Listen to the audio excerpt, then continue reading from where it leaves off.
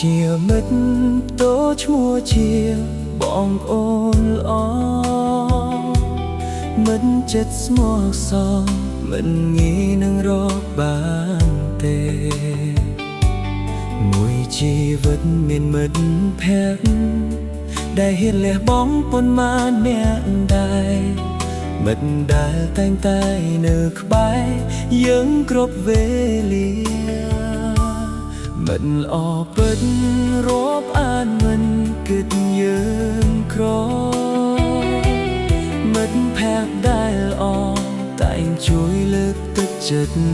គ្នាតលយោបល់ជួយកែតម្រើពេលជួបសុខជួបទុករួមគ្នាទុកតៅរងាមិនចោលគ្នាទៅណា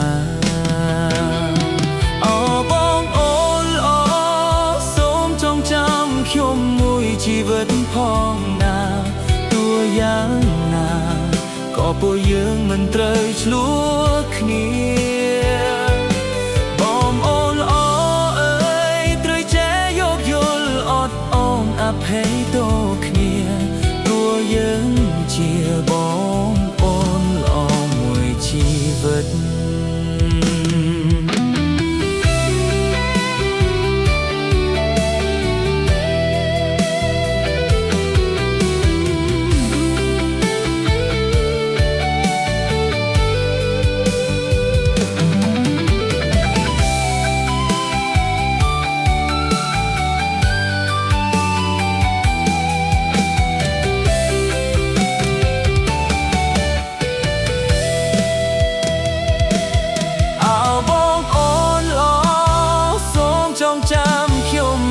ជីវិតផងណាតួយ៉ាងណាក៏ពួកយើងមិនត្រូវឆ្លោះគ្នាបងប្អូនល្អ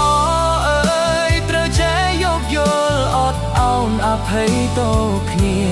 ព្រោះយើងជាបងប្អូនល្អមួយជីវិត